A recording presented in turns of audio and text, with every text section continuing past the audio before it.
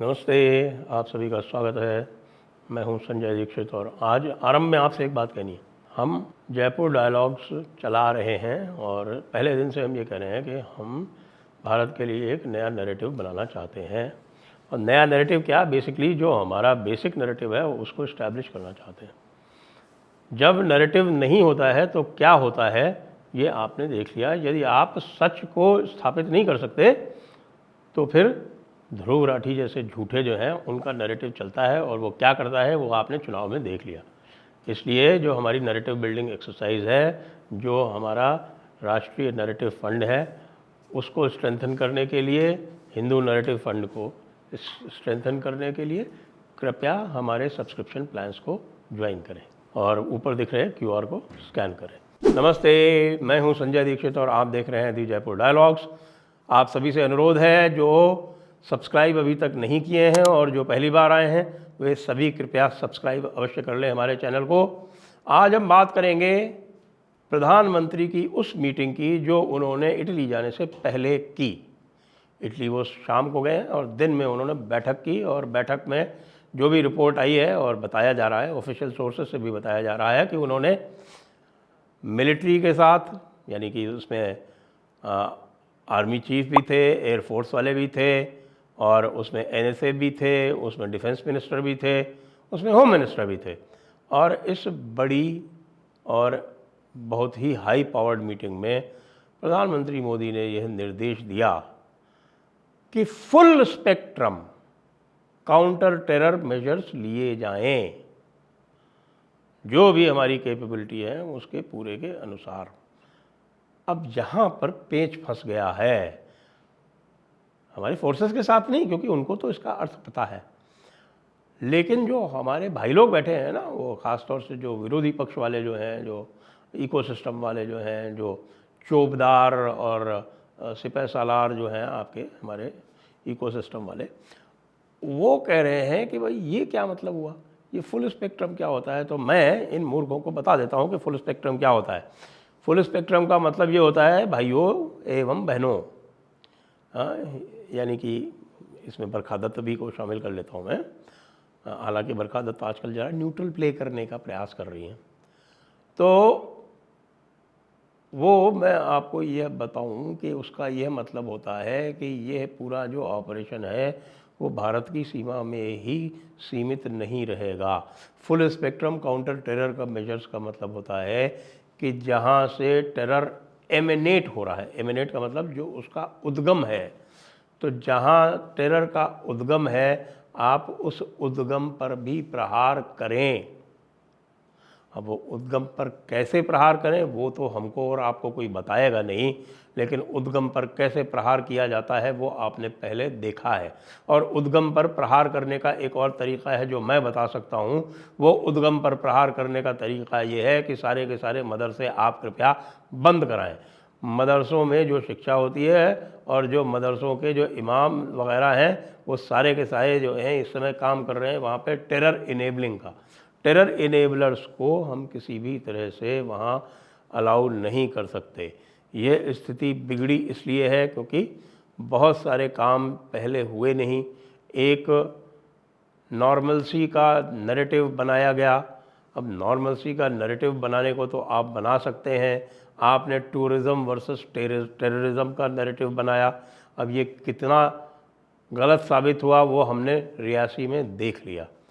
और रियासी से पहले आपको ध्यान हो, लगभग 15-20 दिन पहले एक टूरिस्ट बस पर हमला हुआ था श्रीनगर में, और वो लोगों को बहुत अधिक उसकी प्रचार प्रसार नहीं हुई। इसलिए भी नहीं हुई कि उस समय एक तो इलेक्शंस चल रहे थे और दूसरे उसमें जान माल की हानि कम हुई थी।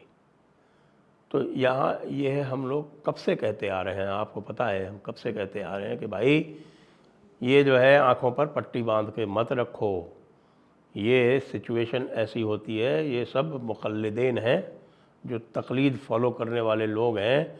एक दिन में जहाँ मस्जिदों से आवाज़ आई और अज़ान के साथ साथ दूसरी अज़ान दी गई तो पता चलेगा कि आपको कि सारे के सारे फिर से पत्थरबाजी करने सड़कों पर उतर आए। और इसलिए आपको ये जो एक्स्ट्रा रिलीजियस पावर मस्जिदों और मदरसों के पास है वो भी इस फुल स्पेक्ट्रम में शामिल होनी चाहिए। मुझे नहीं पता कि वो शामिल है या नहीं है। एलजी साहब जो हैं वो लगातार सेपरेटिस्ट के साथ में बातचीत कर रहे हैं, लेकिन नेशनलिस्ट के लिए उनके पास अधिक समय नहीं है। मैं गृह मंत्री जी से भी कहूँगा कि भाई वहाँ के जो राष्ट्रवादी तत्व हैं ज़रा उनसे भी मिलें। केवल आपके लोग जो हैं वहाँ पर वो ट्रैक 2 वाले हैं अधिकतर। वो ट्रैक 2 वाले जाकर इंजीनियर रशीद से बात कर लेते हैं और इंजीनियर रशीद को चुनाव लड़वा देते हैं। बताया जाता है कि इंजीनियर रशीद को चुनाव लड़ने का इच्छुक नहीं था, लेकिन उसको भी चुनाव लड़वाया गया। क्यों? उमर अब्दुल्ला को हराना था भाई। अब ये तो वही वाली बात हो गई कि इंदिरा गांधी को एसजीपीसी को डाउन करना था तो उन्होंने भिंडरावाले को अप कर दिया। इस तरह की जो सिनिकल ट्रैक 2 प्रयोग हैं, बराए मेहरबानी इनसे बाज आए। मैं एलजी साहब से भी कह रहा हूँ और मैं होम मिनिस्टर से भी मुखातिब हूँ इस वक्त। ये एक्सपेरिमेंट्स जो हैं ट्रैक 2 वाले, जो इंटेलिजेंस एजेंसीज़ को बहुत पसंद है, वो इंटेलिजेंस एजेंसीज़ को इस्लाम की जानकारी नहीं है, ये मैं बता दूँ। मैंने बहुत सारे लोगों से पूछ लिया, इंटेलिजेंस वालों से पूछ लिया, बहुत सारे आर्मी ऑफिसर्स से पूछ लिया। कुछ आप एक्सेप्शंस जो हैं, जो अपवाद हैं, उनको यदि आप छोड़ दें तो किसी ने भी पाकिस्तान का जो डॉक्ट्रिन है, पाकिस्तान का जो वॉर डॉक्ट्रिन है वो नहीं पढ़ा है और वो पढ़ के डिस्कस भी नहीं करते हैं, क्योंकि उससे सेक्युलरिज्म ख़तरे में आ जाता है।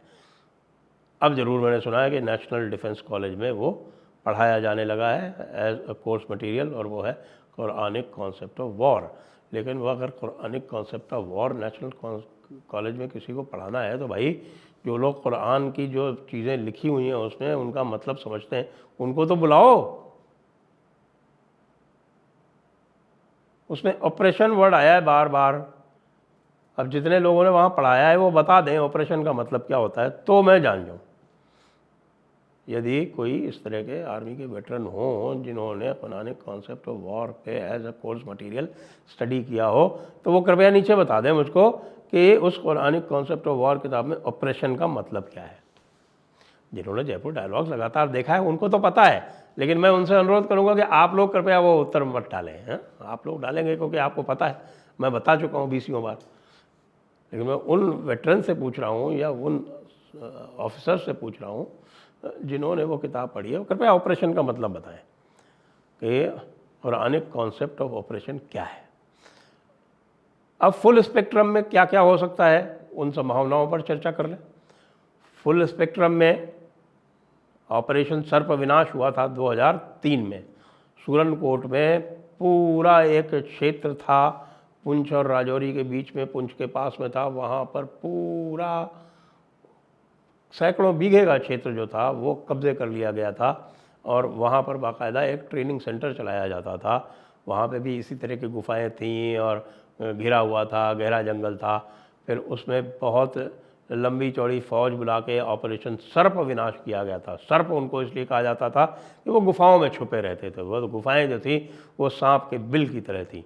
तो सर्प विनाश में वो हुआ और सर्प विनाश बहुत ही सफल ऑपरेशन हुआ। उसके बाद से लगभग 15-20 वर्ष तक वहाँ शांति रही है।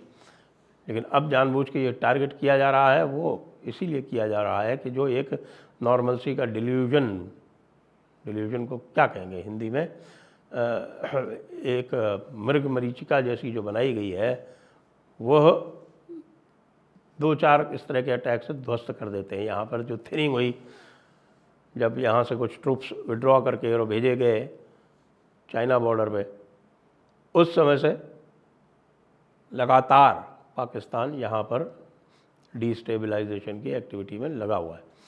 तो ये सर्प विनाश जैसा जो ऑपरेशन है वो करने के लिए ऑथराइज कर दिया है। आपको ध्यान है राजौरी और पुंछ के बीच का जो एरिया है ये आपकी गली है, थाना मंडी वाला इलाका है, उस तरफ की तरफ का जो, तो वहाँ पर बहुत घने जंगल हैं, बहुत कठिन ऑपरेशन है। तो उसके लिए पूरी तरह से ऑथराइज़ कर दिया है कि आप ऑपरेशन सर्पविनाश 2 कर सकते हैं। ये तो एक बात है, लेकिन फुल स्पेक्ट्रम में ये भी आता है कि भैया आप जाके जहाँ जहाँ लॉन्च पैड हैं उनको डिस्ट्रॉय कर सकते हैं।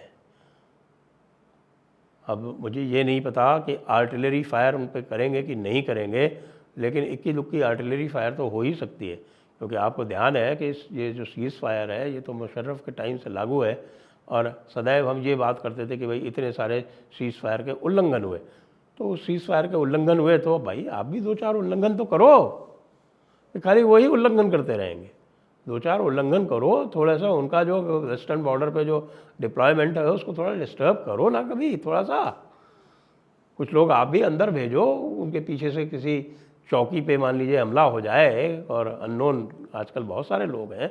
आपको पता है कि पूरा का पूरा जो पाकिस्तान ऑक्यूपाइड जम्मू कश्मीर है उसमें एक तरह से आग लगी हुई है। लोग जो है वो कह रहे हैं कि हमें आपके साथ नहीं रहना है, हमको तो हिंदुस्तान के साथ जाना है, हम ओरिजिनली हिंदुस्तान के हैं, इंटरनेशनली भी हमारा रेफरेंडम बाकी है, हम हिंदुस्तान के साथ मिलना चाहते हैं। इस तरह की वहाँ बात हो रही है। वहाँ पर तो बहुत आसान है रिक्रूटमेंट करना, लोग मरने मारने पर उतारू हैं वहाँ पे।